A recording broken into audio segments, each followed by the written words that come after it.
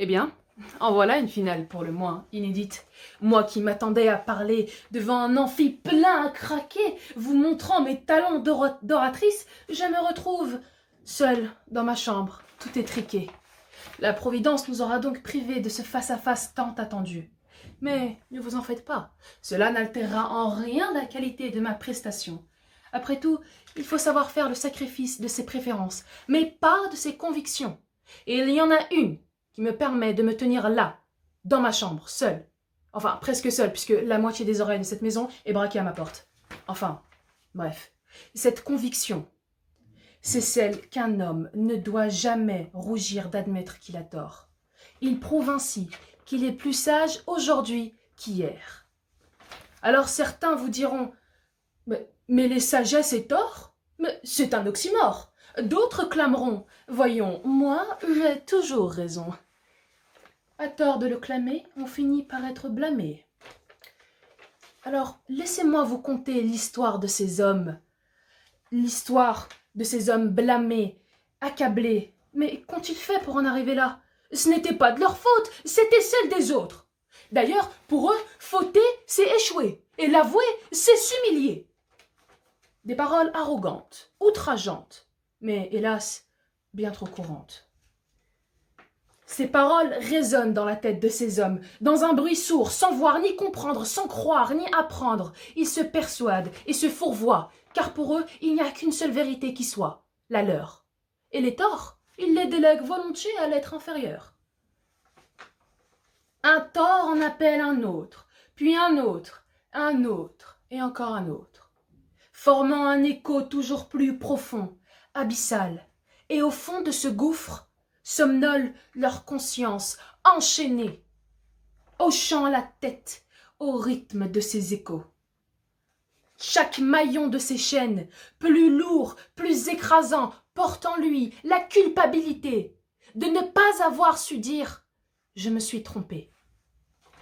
Et plus tard, au lieu de lever la plume pour se confesser, ils dégaineront l'épée pour abroger.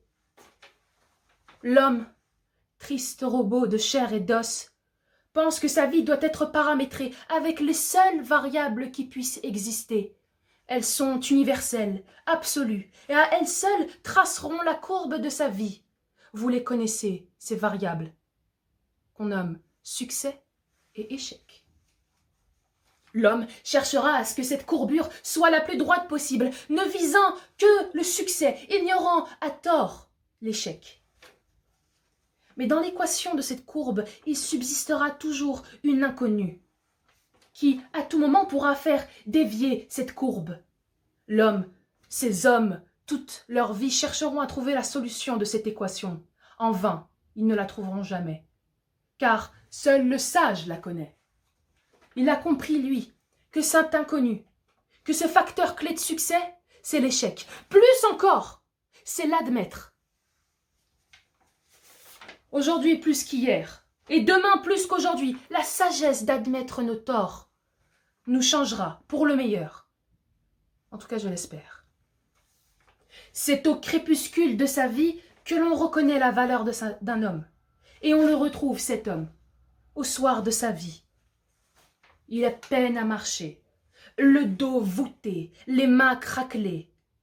Il s'assit une dernière fois avec peine. Son visage blême, marqué par cette vie si dure. Et dans un dernier soupir, il s'adressa à la lune, sa dernière interlocutrice. Sa pâleur reflétant la sienne, il lui dit « Pourquoi? Qu'ai-je donc fait pour mériter ça? La Providence me châtie encore une fois? Ce n'était pas de ma faute, c'était celle des autres. Leur aversion à la sagesse et au bon comportement les a condamnés. » Il ignorait que lui-même était une âme damnée. Cette fameuse sagesse à laquelle il aspirait tant n'était qu'en fait un épais voile, couvrant la triste vérité, l'âpre vérité. Il causait du tort, et sans l'admettre, et pour cause. Son honneur, ses principes, l'auraient accusé de traître. Guidé par sa fierté, dans un désert de solitude, voué à ne jamais évoluer.